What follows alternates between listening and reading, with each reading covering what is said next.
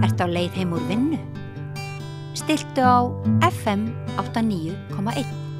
Við ætlum að ræða stöðu öryrkja og kannski fyrst og fremst að því að það kom í ljós þegar fólk voru að rýna í fjármálaáætlun að svo virtist sem að ein aðgerð til þess að fjármagna kjarasamningana eða það sem að ríkisstjórnin lagði til þess að næðust saman kjarasamningar á almennu vinnumarkaði. Ein aðferðin til þess að fjármagna það væri að skerða eða fresta svona peningum sem að öryrkjar töldu að kæmu til sín. Er þetta réttur skilningur hjá mér, Alma Ýr Ingólfsdóttir, formaður ÖBÍ? Já, þetta allavega er það sem að segir í fjármálaáætluninni. Að það segir bara berum orðum að ef ég bara vísa í textabrótablaðsíðu 72 í kaflanum með forgangsröðum fyrir afkomu ríkissjóðs og kjarasamningum á almennum markað, þá segir munar þar mest seinkun og gildistöku nýs örorkubótakerfis, lækkun og forsendum kerfislægan vöxt örorku og ellilífeyris vegna lækkandi nýgengis örorku og aukinna tekna aldraðra og hliðrunar að framlægi til nýs Landspítala. Þetta sé aðferðin til þess að fjármagna aukin útgjöld. Já, til að mynda, já. En þetta hljómar ótrúlega illa að öryrkjar eigi að fá minna. Já, það er svo sem ekkert ný saga. Nei, en það hljómar samt í því. Það hljómar skelfilega og þetta sé og líka bara eins og þetta sett fram að þetta er bara svona svíður. Já. Og svona sérstaklega ljósið þess að nú hefur átt sér stað gífurlega mikilvæg vinna kerfisbreytingar á almanna- og örorkulífeyriskerfinu. Þannig að setja þetta svona upp, það svona fær mann til þess að leggja kannski svona aðeins aðra önnur mörk í rauninu og skilningi í það sem að í stóru aðgerðina sem að hefur verið boðuð og að þeirra var að vera að kynna endurnýjaða ríkisstjórn eða náttúrulega nýtt ráðuneyti Bjarna Benediktssonar. Þá var ég svona að hlusta eftir því hvernig hann talaði og að því að hann annars vegar hann formaður síns flokks og það er ekki áherslu á sín flokks, málefni síns flokks og það hefur komið fram að hann var að tala innflytjendamál, orkuna og verðbólguna en hann líka forsætisráðherra þannig að hann þarf að tala svona fyrir báða flokkana líka og ég tók eftir því hann talaði einmitt breytingar á almannatryggingakerfinu sem einn af stórum málum sem ætti að fara og það er mál sem að Guðmundur Ingi hann formaður VG oft sagt að það sé starfandi formaður, en hann bara formaður. Hann formaður, já. Sem hann alltaf ná í gegn.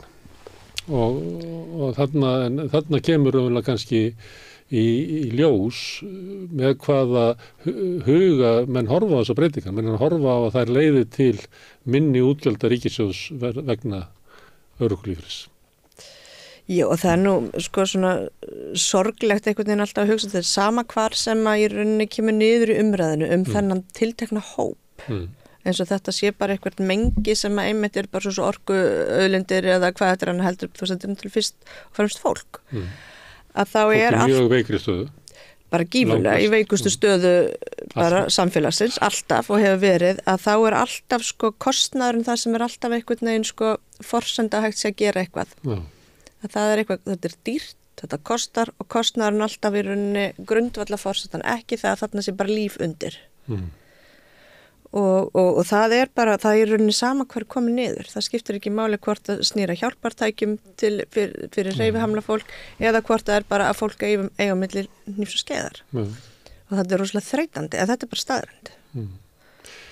En það sem að fyrir einhverjum árum þegar var fyrst verið að byrja á að knýja á þessar breytingar og ég held að Bjarni hafi líka bent á að upphafi með reykja til nefndar Péturs Blöndal. Það verið það.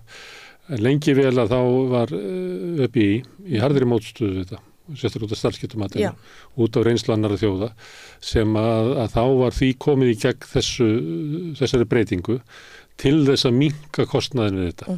Stjórnvöld hafa síðan sagt að fram að svo sé ekki, vegna þess að ef að þú ert ekki á örorkulífeyri og átt að vera leitar að vinnu þá áttu líklega á atvinnuleysisbótum.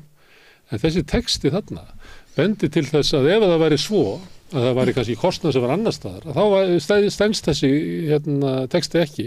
Þannig er umvel að vera að boða það að aðgerðina leiði til minni útgjalda.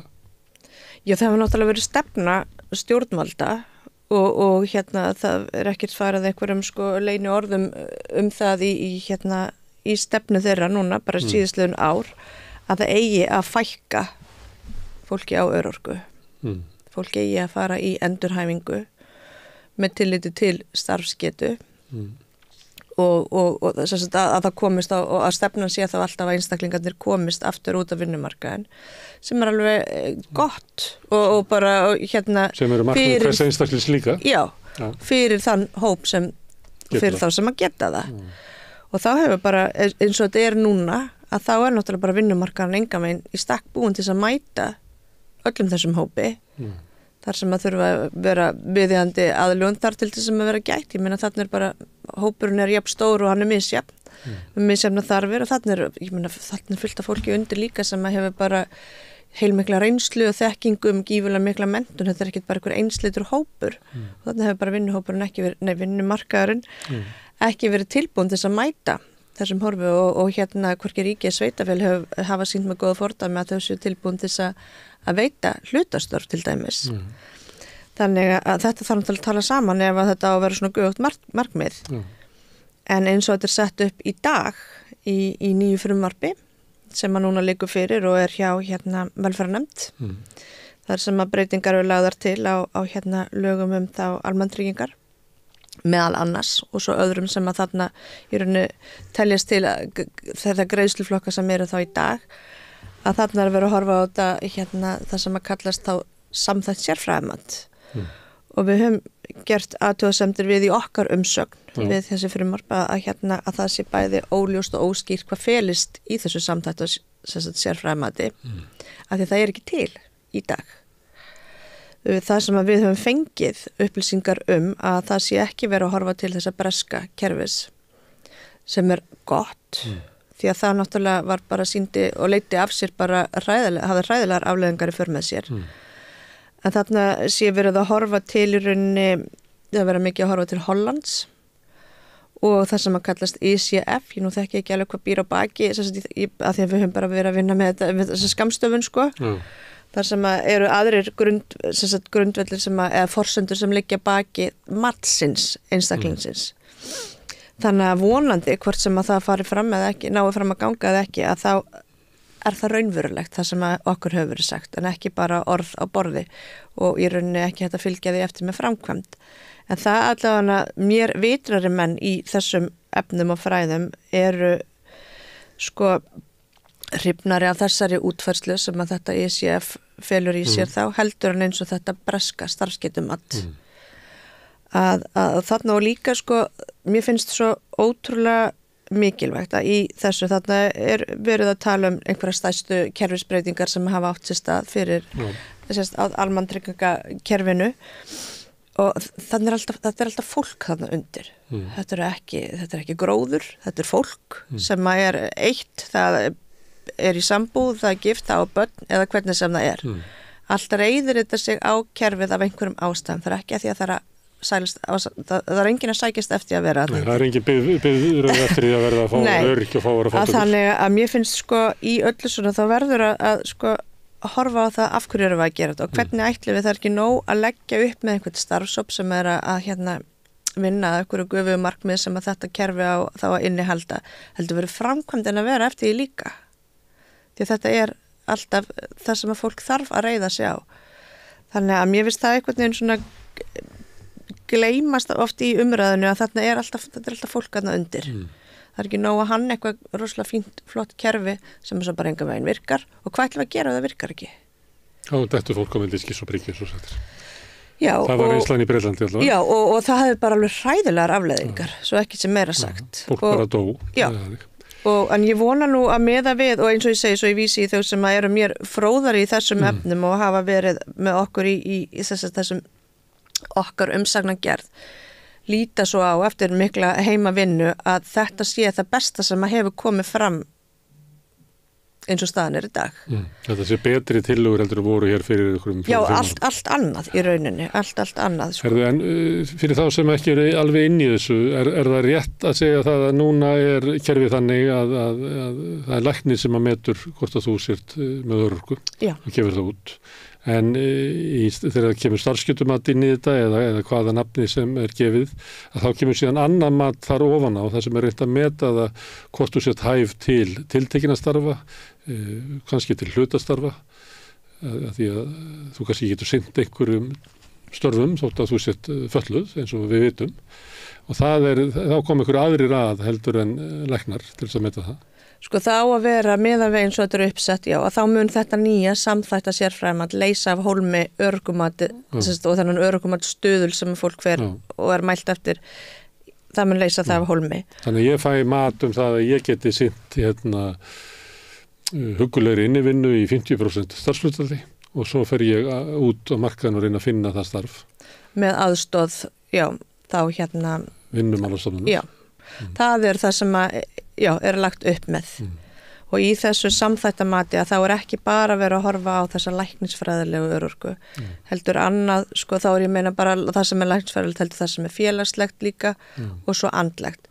Þannig að það svona, sko, ef við horfum þetta bara frá því borði sem við höfum verið að vinna með í ráðgjöfinni hjá ÖBÍ, að þá erum við oft mjög hugsi yfir af hverju var ekki einmitt hort til þessara þátta, félagslegra þátta, andlegra þátta, bara hver staða þín, hvaðan kemur, þú veist, hvaða menntun hefur eða ertu með bakland, andlegir þættir, það ekki nóg að geta bara að það sé hakað í og heyruru hérna inni, hvenær vaknaru, ertu má getur sjón, getur beigti niður og náði þetta sem að datt, eða drekkuru áfengi fyrir hátið eða eftir hátið, að það segir henni til hver geta þín hvort sem að hún sé einhver eða engin.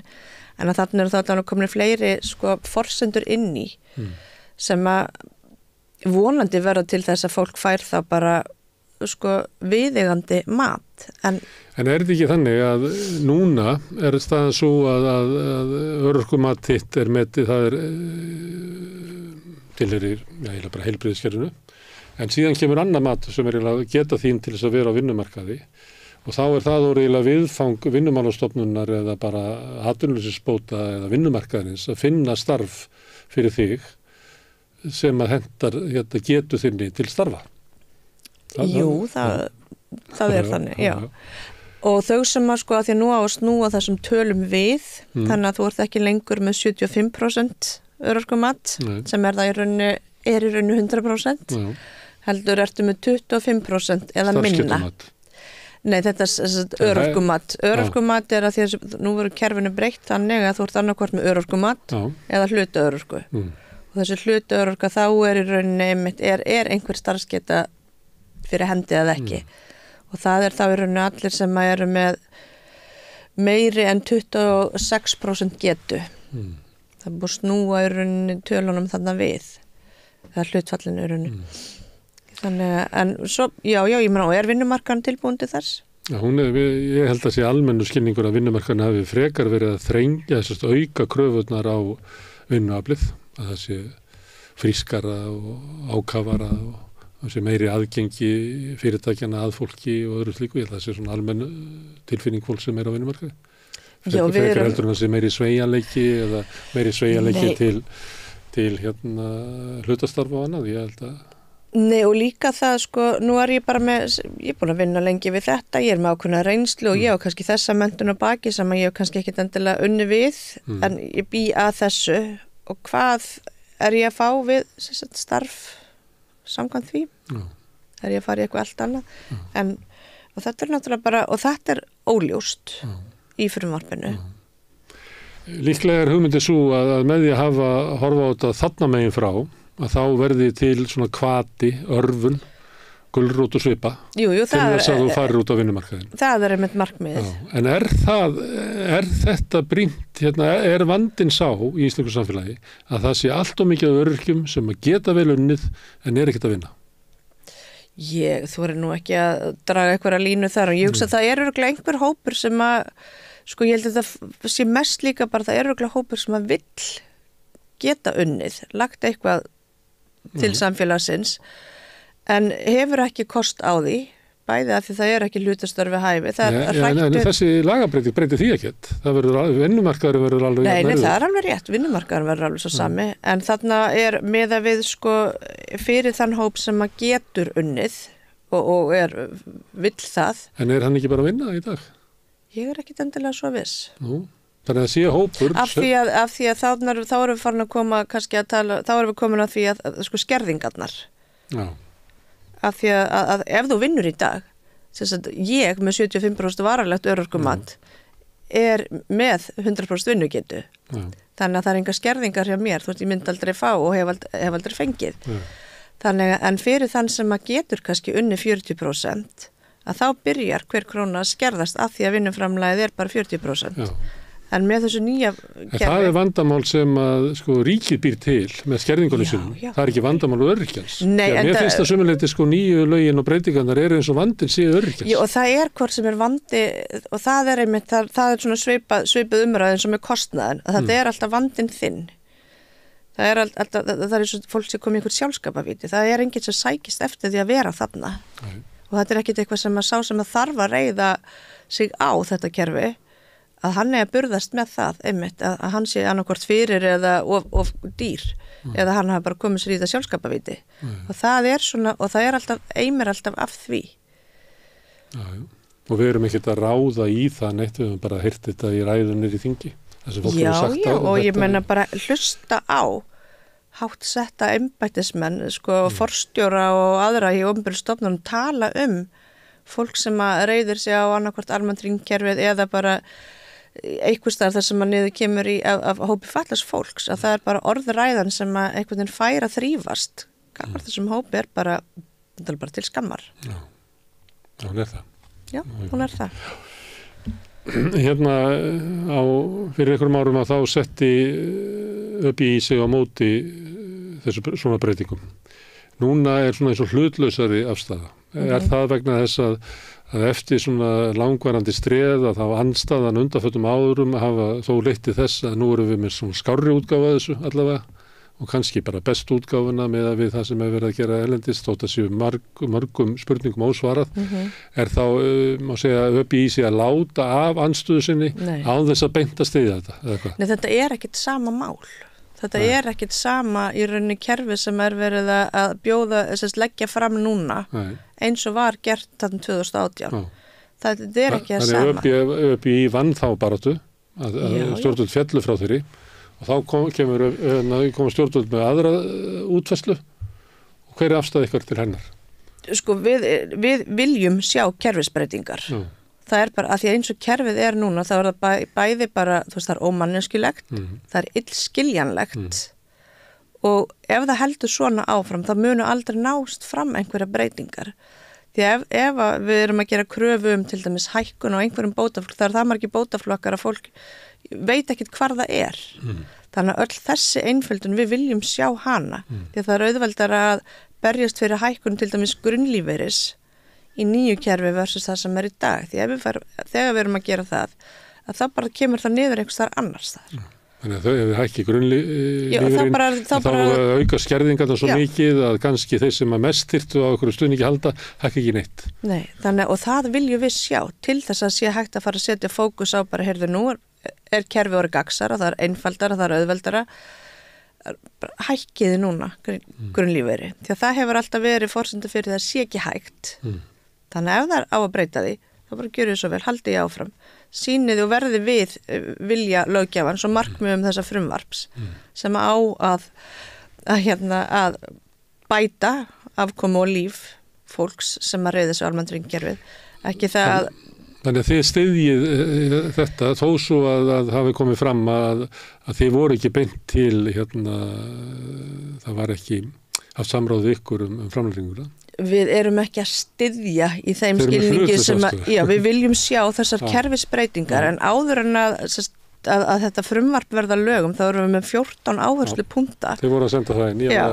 Þannig að ég gengst ekki við því að við styðjum þannig heldur við viljum sjá þessar breytingar og til þess að þær ef við ætlum að breyta einhverju þá þurfa þær að ná í gegn. Þá kemur spurningin, hvað það sem þarf að breyta í tillögunum til þess að þið treysti ykkur til þess að stuða?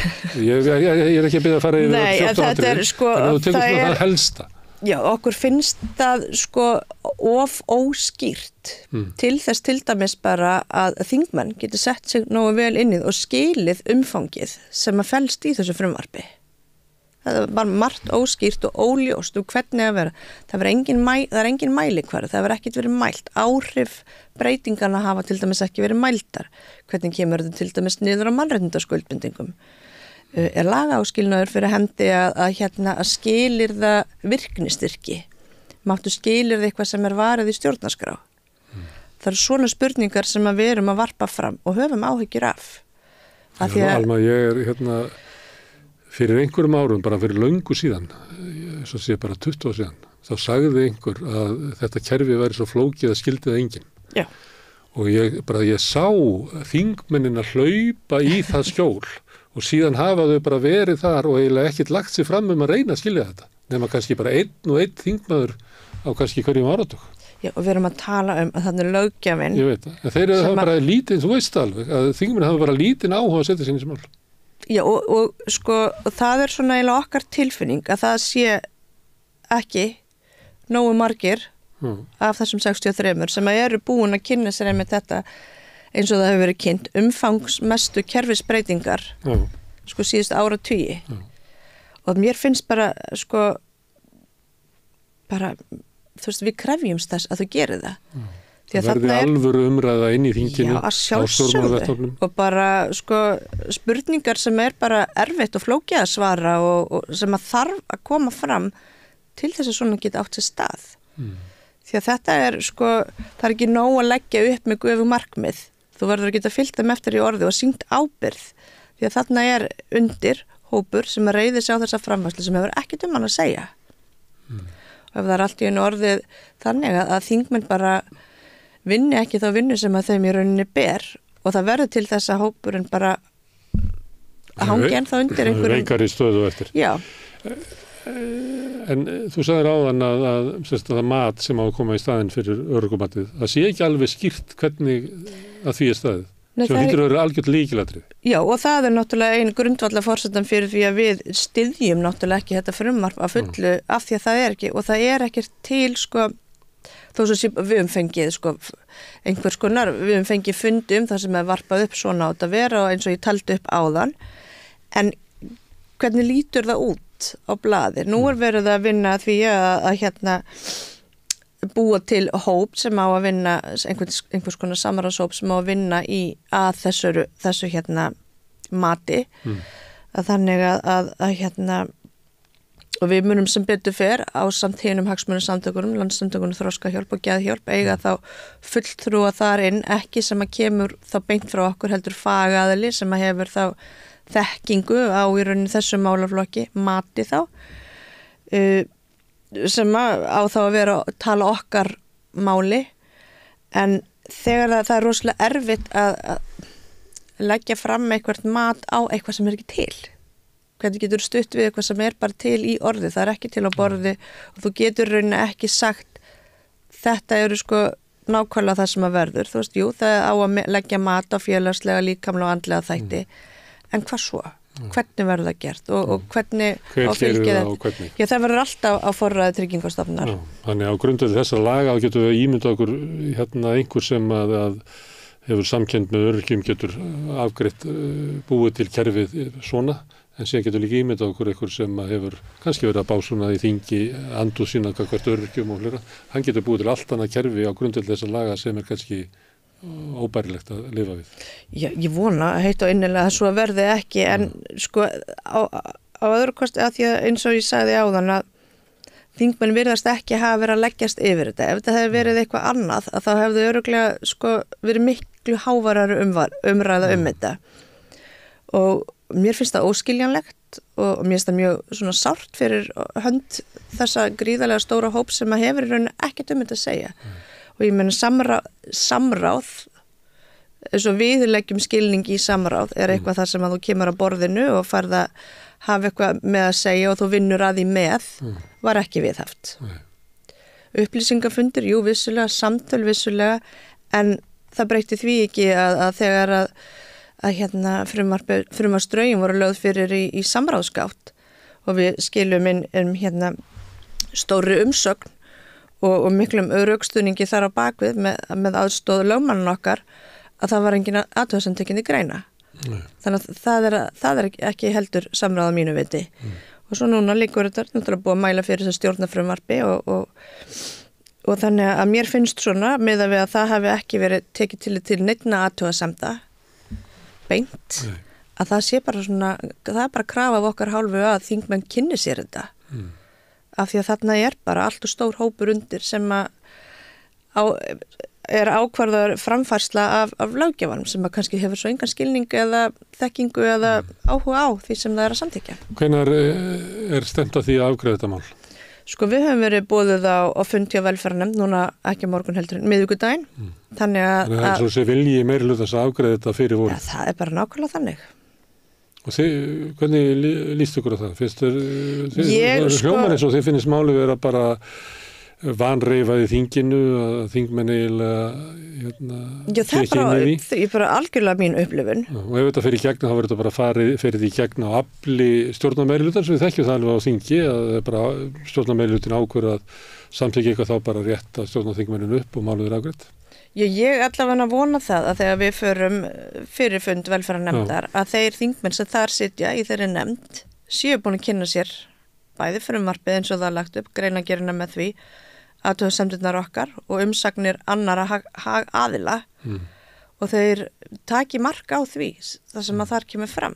Því að það eru hópar sem að eru, eða samtök sem að eru að segja í rauninni löggjafanum hvað þarf að breytast til þess að geta mætt og þetta fólk sem að þarna undir geti bara lifað mannsamandi lífi. Þannig að vonandi verður það og þau taki það tillit til þessar athugasemda og hlusti á það sem við erum að segja. Því það er ekki nóg að hlusta og þú þarft að heyra líka það sem ég er að segja. Og sína það þá í verki að þú skiljir og viljir en ekki bara leggja upp með einhver guðu markmið sem er svo ekki hægt að framkvæma. Það er heldur ekki samráð þótt að þér sé sagt eitthvað og svo gert þú með ansvör og það er bara ekki tekið tillit til. Nei, alls ekki og það var svona efni í annan þátt að bara hvað er raunverulegt samráð. Að því á sama tíma er náttúrulega búið að mæla fyrir og samþykkja á þingsályktun sem snýst landsáætlun í málefnum fatlaðs fólks. Þar sem er stór hluti, felst í því að bæða innleiða og lögfesta samning Sameinuðu þjóðanna um réttindi fatlaðs fólks. Það er mjög útskýrt hvað felst í samráði, þannig að þú getur ekki veifað með að hægri höndinni þessu og svo eitthvað allt annað með vinstri sem að fer svo ekki saman. Þannig að það er líka í þessum ákveðna samningi að það er mjög skýrt hvað felst í viðeigandi lífskjörum. Og við unandi. Þannig að þessi útgáfa sem er þarna í þessum tillögum stenst ekki kröfunar sem að væri þó ef að sáttmálinn er því ekki beint, nei. Ekki í þeim ákvæðum þar sem að tilgreind hvað eru viðunandi lífskjör, þar sem að ríki eru í sífellu að bæta hag hópsins. Að með að við upphæðunar þá er það ekki það sem að lagðar við fram í þessum frumvarpi og aðkoma hópsins sem á undir að hann hefur ekki þarna neitt með þetta að segja nema það mögulega gegnum okkur og önnur hagsmunasamtök en ekki það að við áttum ekkit öðruvísi aðkomu að við gerð þessa frumvarps þannig að það erum við bara ósátt og við förum ekkit í neitt launung með það. Herðu Alma, takk fyrir að koma hingað. Ég ætla að heyra í kannski þér aftur og svo fólki frá öðrum samtökum, þroskahjálp og geðhjálp eru ekki aðilar að ÖBÍ, eru með sjálfstæða aðkomu, en svo er líka gaman að heyra eitthvað í þingmönnum. Við ætlum að reyna að fjalla þetta í vikunni. Kærar þakkir. Takk. Og við ætlum að sitja hérna áfram við rauðaborðið og reyna að skilja samfélagið sem við erum í. Næsti kafli eftir augnablik. 60% eflingarfólks á erfitt með að ná endum saman. Hvernig er hægt að réttlæta það? Efling stéttarfélag. Barátta fyrir betra lífi.